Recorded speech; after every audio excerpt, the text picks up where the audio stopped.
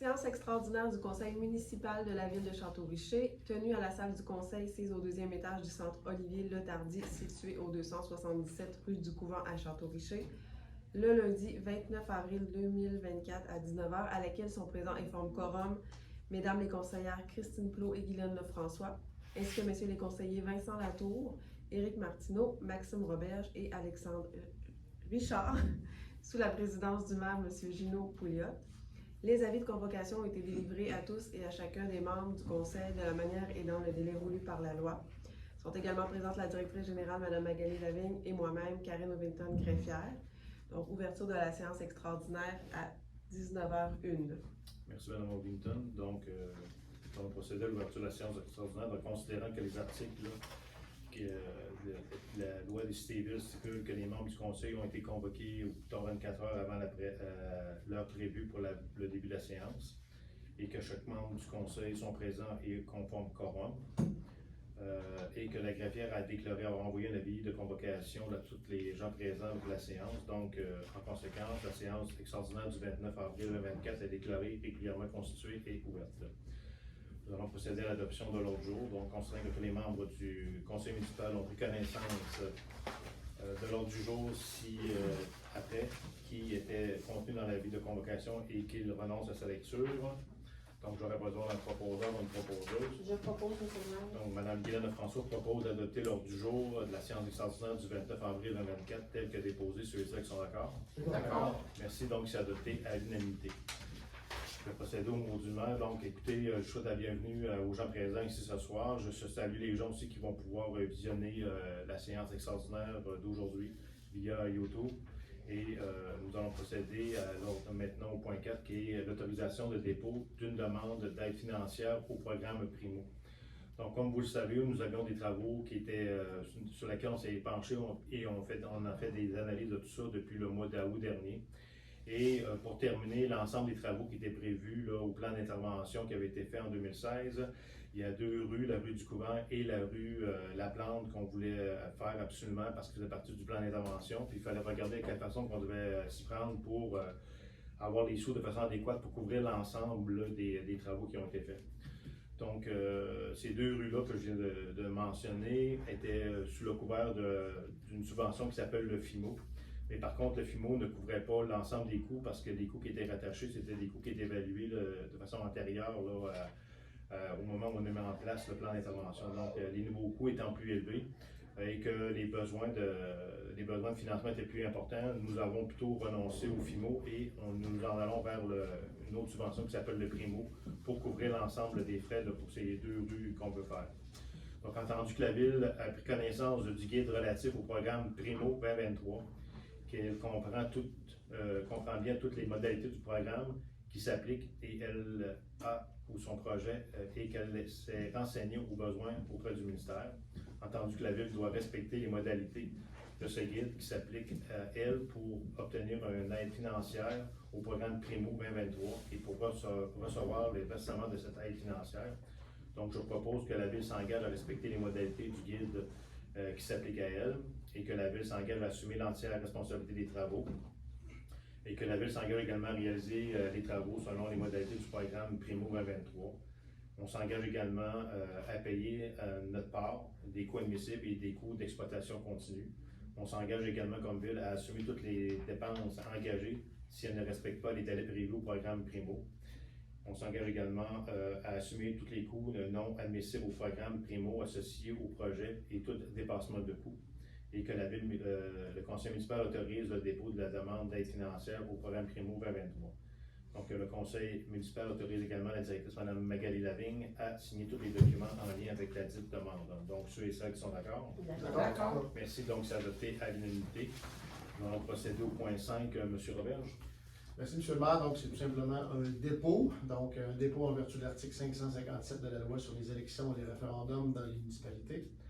Donc, la greffière au conseil municipal nous a donné le certificat de la procédure d'enregistrement des personnes habiles à voter concernant le règlement numéro 610-23, modifiant le règlement numéro 592-21, afin de retirer les travaux de la montée des chaînes qui a été adopté le 6 novembre 2023 en séance ordinaire. Donc, 3 966 personnes habiles à voter pouvaient signer le registre. On demandait 408 signatures, aucune demande n'a été faite. Alors voilà, c'est déposé. Le dépôt est fait. Le point 6, monsieur Martin. Merci, M. le maire.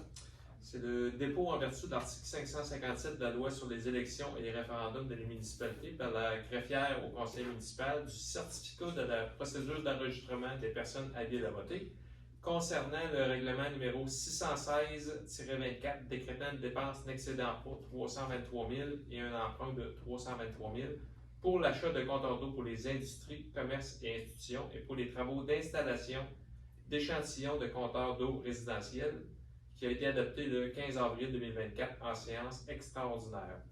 Le nombre de personnes habiles à voter était de 3 930.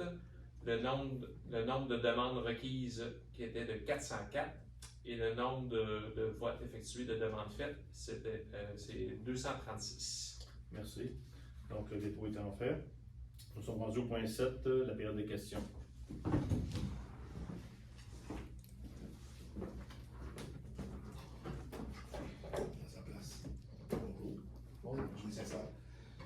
Monsieur le maire, quand est-ce que vous pensez que ces travaux de compteur d'eau-là, est-ce que ça va être installé cet été? Comme je l'ai dit, on l'a dit à plusieurs reprises lors des séances du conseil et on l'a quand même écrit aussi au niveau de la tribune, puis on a fait une petite vidéo dernièrement pour expliquer la situation. C'est que les compteurs d'eau doivent être installés avant le 1er septembre 2025. Et l'objectif de faire le règlement d'emprunt, c'est de procéder à l'achat des appareils. Donc, il y a un délai aussi pour recevoir. Il faut aller en appel d'offres. Il faut acheter les appareils. Après ça, une fois que ça va être arrivé, à partir de l'automne qui s'en vient, 24 septembre, on va dire, on devrait être en mesure de pouvoir commencer à installer. Là, si on a reçu le matériel. Donc, il y a aussi toute une campagne aussi d'information à faire auprès des institutions comme les commerces. Les commerces au niveau industriel. Donc, il faut aussi leur écrire, il faut envoyer l'information, leur dire comment ça va procéder. Les gens vont devoir aussi procéder à l'installation. La ville va payer les compteurs d'eau pour l'ensemble des achats qui vont être faits. Donc, au niveau commercial et résidentiel, ça va être payé par la ville. L'installation au niveau résidentiel va être payée par la ville. Et c'est fait sur une base volontaire, comme on l'a déjà dit, on l'a répété à plusieurs reprises, donc il n'y avait pas d'ambiguïté à ce niveau-là. Et ça vise 60 résidences pour avoir un échantillonnage pour connaître un peu la consommation de l'eau. Parfait, merci. Il y a un autre point que le monde s'inquiète beaucoup par rapport à ces compteurs d'eau-là. C'est que le monde avait peur qu'il y ait une surtaxe sur la consommation d'eau qui est reliée directement avec ces compteurs d'eau, vu que vous allez pouvoir savoir la quantité approximative qu'une résidence consomme. Est-ce que le conseil ici ce soir est prêt à s'engager à toujours s'opposer à un genre de taxe d'eau additionnelle qui découlerait de l'installation de ces compteurs d'eau? Parce que le monde sont vraiment inquiets là-dessus, M. le maire. Ça s'est parlé beaucoup, je sais que vous êtes au courant. Êtes-vous prêt à vous engager de vous opposer à ça? C'est sûr que si le gouvernement vous l'oblige à demander, que ça vient des gouvernements entre vous, je sais que vous allez être tributaire de ça, que ce ne sera pas vraiment de votre ressort. Là. Mais est-ce que le conseil ici ce soir est prêt à s'engager à toujours s'opposer à toutes sortes de taxes découlant de l'installation de ces compteurs d'eau? Comme on l'a déjà dit à plusieurs séances du conseil, on l'a écrit, on a fait une vidéo, on expliquait aux gens qu'il n'y avait aucune intention du conseil municipal d'imposer une taxe pour les quantités d'eau qui allaient être faites. De toute façon, c'est fait sur une base d'échantillonnage et c'est vraiment fait sur une base volontaire auprès de 60 résidents qui vont l'accepter. Donc, un résident qui peut être approché puis il peut dire « moi, ça ne m'intéresse pas », puis on passe à une personne qui est volontaire. Donc, on ne peut pas taxer des gens qui n'ont pas de compteur d'eau, comme vous le mentionnez ou vous en faites allusion. Maintenant, comme vous l'avez dit, si c'est le gouvernement qui arrive et qui l'impose, on peut bien dire qu'on ne veut pas, on peut bien gigoder et se faire croire des affaires, là, mais on n'en est pas là. Puis, il n'y a eu aucune directive, on a même vérifié encore avant les dernières journées et les dernières semaines. On s'est assuré auprès du ministère également qu'il n'y avait aucune intention ministérielle d'imposer les compteurs d'eau au moment où on se parle dans la ville. Donc, c'est clair, ni ici, puis ni à Côte-de-Beaupré, je n'ai pas entendu parler non plus. Donc, il n'y a aucune intention. Puis s'il y avait eu une intention dans ce sens-là, le ministère nous a renvoyé une lettre pour dire « mais toute nouvelle construction, dorénavant, vous devez installer ». Et on n'a pas non plus ce genre de directive-là. Donc, il y a plein d'éléments qui, j'espère, vont rassurer les gens. Il y a plein d'éléments qu'on a dit aussi lors des séances. Mais est-ce que je peux promettre quelque chose que je ne sais pas qui pourrait arriver dans 5 ou 10 ans? La réponse est non. Je ne pense pas être quand même, comme vous l'avez dit vous-même, si le ministère nous l'impose, à un moment donné dans le temps, on peut bien vérifier et puis regarder. On a même essayé de se soustraire à l'obligation de le mettre de notre part ou de la suggestion qui était fortement faite du ministère de les installer au niveau résidentiel. On a regardé, on a appelé d'autres municipalités et on est obligé de le faire en réalité pour pouvoir quantifier puis être capable de se rendre éligible aussi pour des subventions. Parce que les subventions, là, c'est... on a beau dire, prenez la bonne subvention, mais il n'y en a pas 36 000 subventions, puis il y a des subventions qui sont vraiment identifiées pour certains travaux X bien précis. Et à l'intérieur de ces travaux-là, il y a plein de critères qu'il faut rencontrer. Puis quand je parle de critères, là, on parle d'un document qui peut avoir 65-70 pages, là, et chaque élément là, doit apparaître au dossier. Et ça prend des quantités, ça prend des mesures, ça prend des vérifications au niveau de la qualité de l'eau, ça prend le type de matériel. C'est très laborieux à remplir, puis ça se fait pas comme ça sur le coin d'une table, puis c'est pas avec un coup de baguette magique qu'on est capable de faire les choses.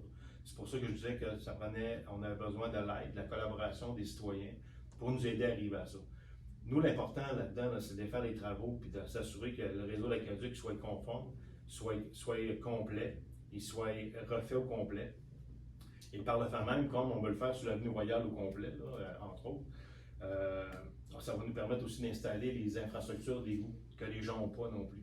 Fait que d'avoir voté contre et que ça n'ait pas passé, bien, ça aurait mis tout ça en cause en réalité. C'est pour ça que c'est important de faire attention. Puis on a invité les gens, puis je les invite encore, quand il y a des questions importantes. La voie officielle, c'est pas Facebook, c'est pas ce que les gens disent, ce qu'ils font à croire ou qu'ils pensent savoir, c'est d'appeler à la ville, de s'informer. Il y a une équipe de conseil qui est ici autour de la table.